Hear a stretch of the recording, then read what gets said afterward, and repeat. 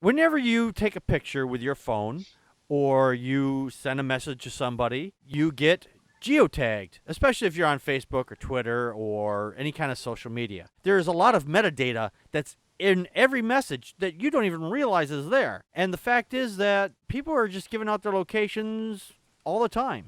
And most people don't even realize it. Actually, most people either A, don't realize it, or B, don't give a fuck. I think those are the bigger ones. But there are the ones that are out there that say, hey, I kind of care about when people know where the hell I am because I feel like I'm being spied on. Let me put this in the religious aspect for just a minute. They tell them that there's a big magic man in the skies watching everything you do 24 hours a day, whether you're asleep or awake or in the shitter. That's perfectly fine, but tell them that the government's watching them. Well, then they get up in arms. Because they don't really know who's watching Yeah, me. exactly. But there was this data access group, and this is data that's always being sent. It was called Geofeedia, which the name in itself sounds kind of creepy, but I mean it's very accurate. They were actually collecting all this data from places like Facebook and Twitter and other social groups. Now, what they were using this for was to send it on to people like in the government. The police Yeah, are for the using police. it. For the government, so they could get your general location. Advertisers, and the article also mentioned others. The others one was a little bit more scary because I'm like, what is there besides the government and and advertisers? The The Illuminati. Illuminati, yeah, The reptilians. the reptilians. Sorry, wait. Let me get my tinfoil hat on. But I wish it was that silly because it's not. Yeah. Yeah. Yeah. Now the thing is, though, this company was a startup, and fortunately, they've been shut down from Facebook and Twitter and the other places like that because the ACLU got involved and Instagram, which is owned by Facebook, made some immediate changes and cut them out and said, hey, you can't have access to this data because we've told our followers in the weirdest sort of way that we're not going to sell that particular data or allow that data to be sold. It's a kind of a policy, quote unquote, that it says it bans the use of Twitter data to investigate, track, or surveil Twitter users. So, and then on this last Tuesday, following the publication of the ACLU findings, Twitter announced that it would be immediately suspending Geofeedia's commercial access to the Twitter data. And I'm kind of glad. But I'm wondering how long before a company that's big enough, and it's not a startup, is going to come along and say, I want access to your data. I want to know where all your users are. Kind of your thoughts.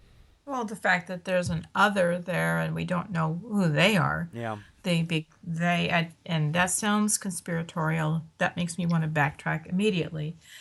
But well, I was trying to look up Geofeedia, and BBC had an article just a few days ago saying the ACLU said Chicago-based Geofeedia had allowed police to sneak in through a side door to monitor the protests. The Ugh. protests in, sorry, I'm scanning down here in Ferguson over the Mike Brown incident. Mm-hmm. And I'm like, that's not their business. You know what? I'm sorry. I don't see how this is going anywhere good. I have to wonder. And again, here's an argument ad Nazi. I apologize, Mm-hmm. but I'm just thinking about Nazi Germany, and I'm thinking about Russia when your neighbors were informing on you.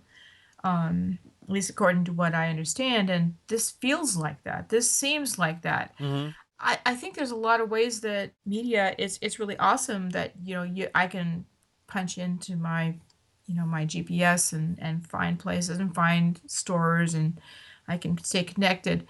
But that interconnectivity is scary because who is using it? Mm-hmm. Is it just my friends and family, or is it police and other government agencies, or who knows who? I don't know. It's creepy to me. Yeah. Right now, it's the Wild West. It is. Technology has gotten so far beyond what anyone dreamed of 10 years ago that we're trying to figure out how to use it. And some people are figuring out how to take advantage of it. in ways that may not be exactly what we want it to be taken advantage for. Right. We take advantage of it in ways that we could not have even dreamed of not very long ago. Right. And we're excited to take advantage of it that way. But people looking to make money are looking to take advantage of it in different ways. And those who are wanting to, on the pretense of national security, are wanting to take advantage of it in their way. Yeah. Yes. So there's no way really right now to regulate it because they still don't quite understand what exactly it is that we're working with. It's, the people who are creating this technology, they're leaps and bounds ahead of everyone else. Yeah. And everyone's just trying to figure out what they're doing. Yeah. We're playing a game of catch-up. I mean, we've got technology in our hands that just did not exist 10 years ago at all. In the middle of at least 10 years ago, I could go out and buy a GPS unit, which was probably, bigger than the size of my smartphone.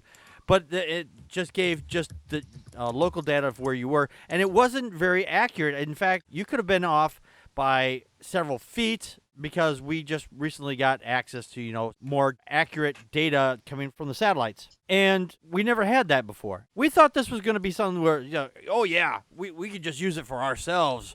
No one's going to want to track this stuff. We shouldn't be tracked, but we want to be able to track ourselves. Yeah, that's fine. But we don't want anybody else to track us. That was that was kind of going to be one of the things that they were planning on doing, that we just maybe not have seen it as an option. See, I have mixed feelings. I figured this out a long time ago. I mean, I knew as soon as technology is out there that allows people to track what I'm doing, I figure there's somebody that's going to track what I'm doing. Mm-hmm. But I figure there's 250 million people in the U.S.? Yeah. I figure, they're tracking 250 million people. I really don't care. I mean, I have friends that are, I don't want to call them paranoid, but I don't want anybody tracking me. Yeah, there are those people. I really don't care. Yeah. I mean, someday it may bite me in the ass, which, I'm not doing anything that I'm worried about. But, if ever the thought of doing something that I might worry about pops in my head, mm-hmm. the idea that, I could be tracked. Yeah. As a matter of fact, if you have an Android phone and you have signed into Chrome, which is the default browser in most cases, there are certain settings in there where it will show exactly everywhere you've been within 24 hours. If you've signed into Google, if you don't sign in, you should be okay. But, I mean, you kind of have to sign in to download apps and things like that. But it will track where you're at. This is actually even present on the iPhone. But the thing is, though, with those apps, you can actually go in and erase that history from the phone. Whether it's going to stay completely deleted, that's another story. Did you like this segment of Packard Pokes At? If you did, please click here on the video to see more from this show. Also, don't forget to hit the like button and subscribe to the show. You can find our second podcast, The Atheist, the Bible, and No Wardrobe, on iTunes, Stitcher, and Spreaker. Be sure to check those out.